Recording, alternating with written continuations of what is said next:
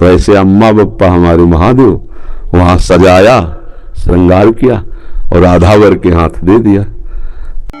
पत्र चयन कर रहे हैं, फिर महादेव जी के लिए अर्पित कर रहे हैं, जल अर्पित कर रहे हैं। नहीं मंत्र कुछ आता तो गुरु मंत्र के द्वारा बिल्व पत्र अर्पित, एक एक मंत्र अंदर ही अंदर जपते हुए विराजमान। फिर वो तो एक चुल्लू जल में प्रसन्न होने वाले देवाधिदेव महादेव, उनकी पूजा में तो ज्यादा पैसा वाली सामग्री है नहीं। धतूर का फल, बिल्व का पत्र, अकोड़े के फूल और गंगा जल एक अंजलि चढ़ा दो।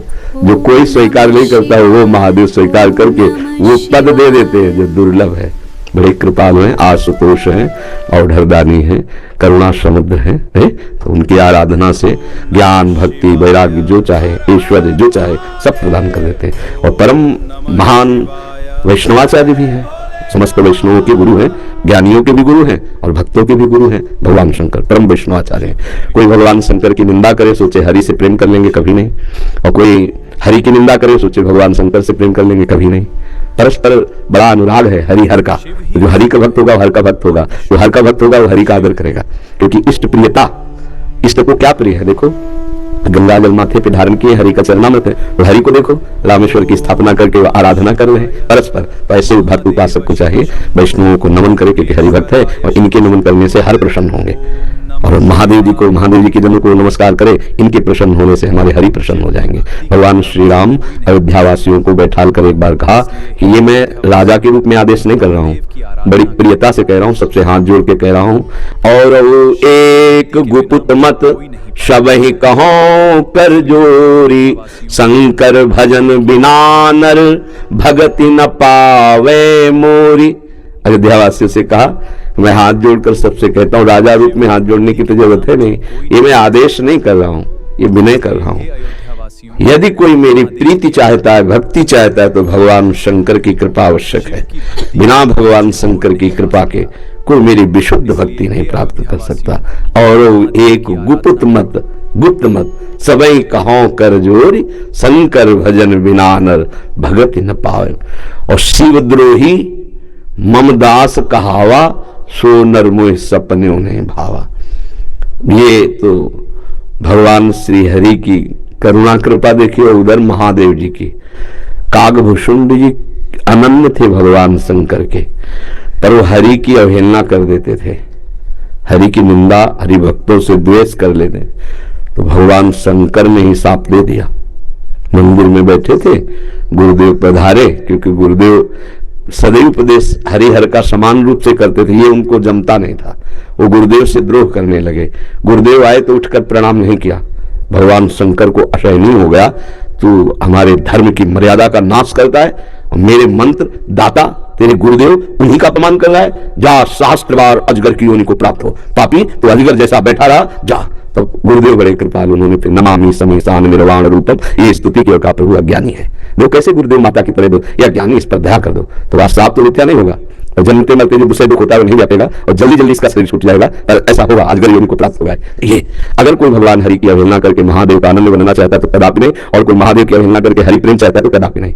हरिहर एक ही है, और एक दूसरे की आराधना से ये दिखाते हैं कि कैसे भक्ति की जाती है। इसलिए उठते बैठते चलते फिरते आराध्य देव का जो स्मरण है, ये सबसे बड़ी साधना है। तो इष्ट भी महादेव हो, मंत्र भी महादेव जी के हो, तो नाम क्या जपे फिर? शाम्ब सदाशिव, शाम्ब सदाशिव, शाम्ब सदाशिव, शाम्ब अम्बा के सहित भगवान शिव, शाम्ब सदाशिव, शाम्ब सदाशिव। हाँ, शाम्ब सदा, जैसे सियाराम सियाराम, राधे श्याम राधे श्याम, वो शाम्ब सदाशिव, शाम्ब सदाशिव, शाम्ब सदाशिव। इसमें उमा जी और भगवान महादेव जी दोनों हैं। शाम्ब सदाशिव, अम्बा के सहित पिताजी शाम्ब सदाशिव, शाम्ब सदाशिव।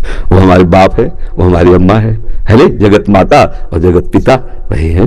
बहुत करुणामय है, पर जो दुष्टता करे तो फिर बहुत, फिर प्रलयंकर रुद्र भी वही है नहीं? उनके सामने फिर कोई अद्वितीय है, अद्वितीय शिव अद्वितीय है, चराचर जगत के स्वामी है, करुणा के समुद्र है।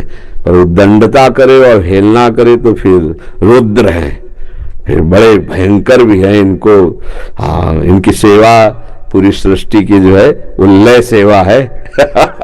जैसे ब्रह्मा रूप में आप सृजन करते हैं, हरि रूप में पालन करते हैं, तो रुद्र रूप में आप उसका संहार भी करते हैं। आप ही लय करते हैं, लय के अधिष्ठात्र हैं, सृष्टि के सृजन के अधिष्ठात्र ब्रह्मा जी हैं, पालन के भगवान विष्णु हरि हैं और लय के महादेव जी। पर बहुत करुणामय है, बहुत करुणामय है। वो श्लोक है कर्पूर गौरम करुणा अवतारम, साक्षात मानो करुणा ही अवतार धारण करके शिव रूप में विराज। महर्षि आप 20 वर्ष बनारस में रहे और कट्टर उपासक रहे हैं, मतलब भोले बाबा और माँ पार्वती जी के। तो महर्षि आपके कोई अनुभव जो हमारे साथ जैसे साधकों को, हम बस इतना ही समझते हैं कि अगर अनन्य हो जाए तो आगे का मार्ग अंदर महादेव जी खोल देते हैं।